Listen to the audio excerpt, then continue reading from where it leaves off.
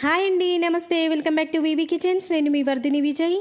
ఈరోజు మన కిచెన్లో బీరకాయతో ప్రిపేర్ చేసే ఒక మంచి పచ్చడి రెసిపీని చూపించబోతున్నానండి. బీరకాయతో రెగ్యులర్గా ప్రిపేర్ చేసే కర్రీస్ కాకుండా ఇలా పచ్చడిని కనుక ప్రిపేర్ చేసుకొని తిన్నారంటే టేస్ట్ మాత్రం సూపర్గా ఉంటుందండి. ఈ పచ్చడి అన్నంలో కానీ, రోటీలో కానీ, చపాతీతో కానీ ఎంతో అద్భుతంగా ఉంటుంది. ఈ పచ్చడిని ఒకసారి కనుక రుచి చూసారంటే మళ్ళీ మళ్ళీ తినాలనిపించేలాగా దీని టేస్ట్ అనేది ఉంటుందండి.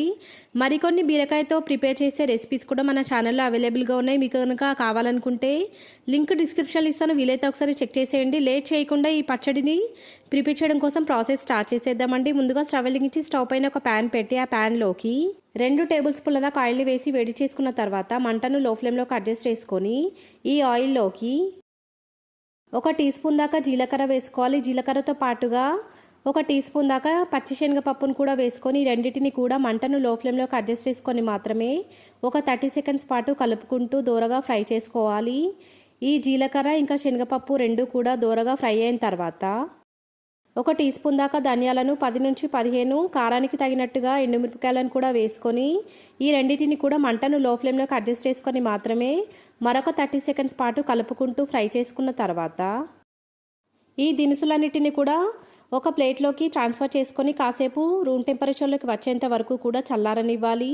ఇప్పుడు ఇదే ప్యాన్లోకి సన్నగా కట్ చేసుకున్నటువంటి 1/2 కేజీ దాకా బీరకాయలను కూడా వేసుకొని ఆ బీరకాయలు మొత్తాన్ని కూడా మంటను లో ఫ్లేమ్లోకి అడ్జస్ట్ చేసుకొని ఆయిల్లో మధ్య మధ్యలో కలుపుకుంటూ 5 to 10 మినిట్స్ పాటు ఫ్రై చేసుకోవాలి. ప్యాన్ పైన మూత పెట్టి ఈ బీరకాయలు మొత్తాన్ని కూడా ఆయిల్లో బాగా ఉడికించుకోవాలి. మధ్య మధ్యలో కలుపుకుంటూ ఉండాలండి, లేదంటే మాడిపోయే ఛాన్స్ ఉంటుంది.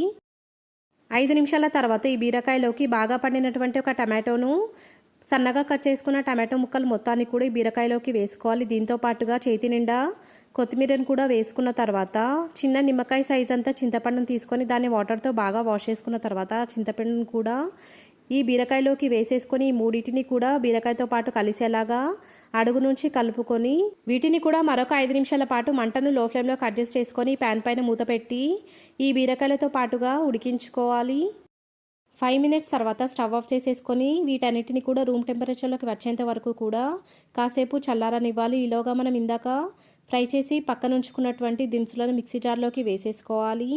వీటిలోకి రుచికి తగినంత ఉప్పు మొత్తాన్ని కూడా వేసేసుకొని ఈ మిక్సీ జార్ పైన మూత పెట్టి ఫైన్ పౌడర్ లాగా మిక్సీ వేసుకున్న తర్వాత ఇదే మిక్సీ జార్లోకి 8 పొట్టు తీసినటువంటి వెల్లుల్లి రెబ్బలను కూడా వేసుకోవాలి. వీటితో పాటుగా చల్లారినటువంటి బీరకాయ ఇంకా టమాటో ముక్కలను కూడా వేసేసుకొని మిక్సీ జార్ పైన మూత పెట్టి కాస్త బరకగానే ఈ బీరకాయలను మిక్సీ వేసుకోవాలండి. మరీ ఫైన్ పేస్ట్ లాగా కాకుండా కాస్త బరకగా మిక్సీ వేసుకున్నప్పుడు ఈ బీరకాయ పచ్చడి టేస్ట్ అనేది రోట్లో నూరిన పచ్చడిలాగా ఉంటుందండి. ఇలాంటి పచ్చళ్ళు ఏవి ప్రిపేర్ చేసినా కూడా మనం కాస్త బరకగా ప్రిపేర్ చేసుకున్నట్లయితే అచ్చం మనం రోట్లో రుబ్బుకున్న లాంటి టేస్ట్ అనేది మనకు వస్తుంది. ఈ బీరకాయ పచ్చడి మొత్తాన్ని కూడా ఒక సర్వింగ్ బౌల్లోకి ట్రాన్స్ఫర్ చేసుకున్న తర్వాత ఈ పచ్చడిలోకి తాలింపుని ప్రిపేర్ చేసుకుందాం. దానికోసం స్టవ్ వెలిగించి స్టవ్ పైన ఒక తడక ప్యాన్ పెట్టి దాంట్లోకి 1 టేబుల్ స్పూన్ దాకా ఆయిల్ని వేసి వేడి చేసుకున్న తర్వాత 1/2 టీ స్పూన్ దాకా జీలకర్ర ఆవాలు, కొంచెం పచ్చి శనగపప్పును కూడా వేసుకున్న తర్వాత 2 ఎండుమిరపకాయలను మధ్యలోకి కట్ చేసుకొని ఆ కట్ చేసుకున్నటువంటి ఎండుమిరపకాయలను కూడా వేసుకున్న తర్వాత 1 రెమ్మ దాకా కరివేపాకును కూడా వేసుకొని వీటన్నిటిని కూడా ఆయిల్లో కలుపుకుంటూ ఏమాత్రం మాడిపోకుండా 30 సెకండ్స్ పాటు ఫ్రై చేసుకున్న తర్వాత చిటికెడు పసుపును కూడా వేసేసుకొని పసుపు మొత్తం కూడా తాలింపుతో పాటు కలిసేలాగా కలుపుకొని స్టవ్ ఆఫ్ చేసేసి ప్రిపేర్ అయినటువంటి తాలింపు మొత్తాన్ని కూడా ఇందాక మనం మిక్సీ వేసుకున్నటువంటి బీరకాయ పచ్చడిలోకి వేసేసుకొని తాలింపు మొత్తాన్ని కూడా ఈ బీరకాయ పచ్చడితో పాటు కలిసేలాగా కలుపుకొని వేడి వేడి అన్నంలో నెయ్యి వేసుకొని బీరకాయ పచ్చడి కనుక వేసుకొని తిన్నామంటే ఆ టేస్ట్ మాత్రం అద్దిరిపోవాల్సిందేనండి. ఇలా కనుక బీరకాయ పచ్చడిని ప్రిపేర్ చేశారంటే బీరకాయని ఇష్టపడని వాళ్ళు కూడా చాలా ఇష్టంగా ఈ పచ్చడిని తినేస్తారండి. ఈ రెసిపీ కనుక మీకు నచ్చినట్లయితే లైక్ చేయండి, మీ ఫ్రెండ్స్ అండ్ రిలేటివ్స్తో షేర్ చేయండి. ఇలాంటి రెసిపీస్ కోసం మన ఛానల్ని సబ్స్క్రైబ్ చేయండి.